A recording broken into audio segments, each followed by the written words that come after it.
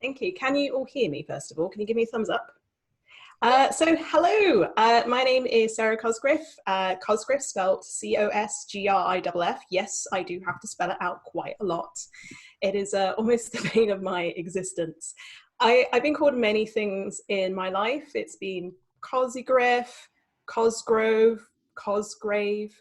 Once I had a letter addressed to me as Miss Congress, which is like, I don't know, it's pretty good. But I think my favorite is Cosgriffo. And it's not the person's fault that it wasn't incorrect from their perspective. Basically, my family and I lived in Japan for a little bit when I was very, very little.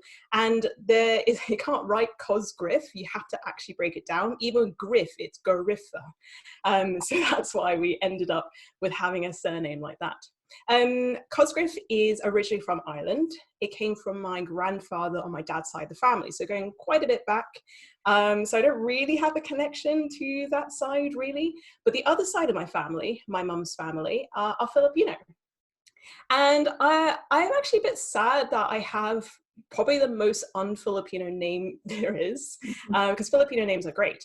However, I discovered today, my cousin told me that the nickname for Sarah in the Philippines, not it needs to be shortened, but the nickname is SARS, which is rather unfortunate. But I don't understand why the name even needs to be shortened at all. Like, it's just 2 syllables.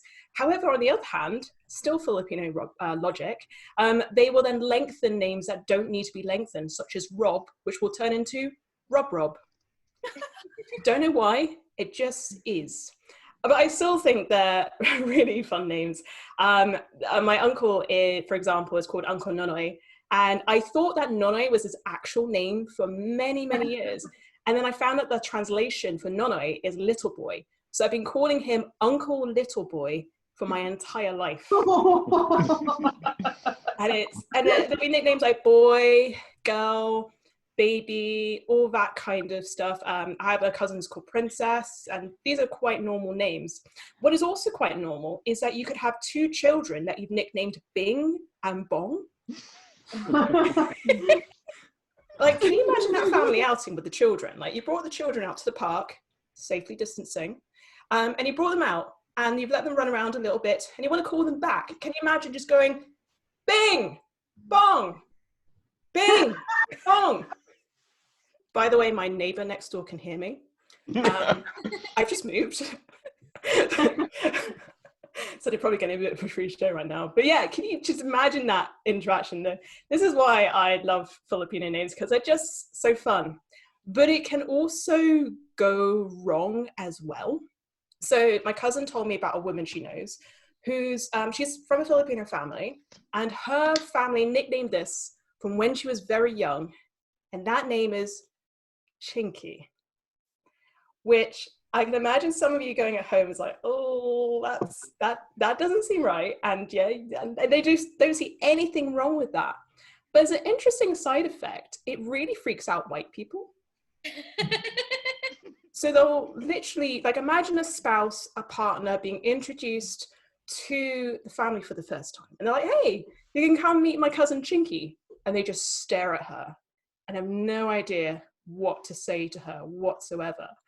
And eventually they muster up the courage to say, I'm not allowed to call you that. and they absolutely insist on knowing her real name as well. So I guess, what is the moral of the story here? I mean, you could go for a very easy spellable name like Sarah, although that still gets spelled without an H anyway. You could go for something like that if you're choosing names for children. But I'd say take inspiration from the Filipinos, the great namers, of something really, really fun, or a name to make people feel really uncomfortable. I've been Sarah Cosgriff. Thank you very much.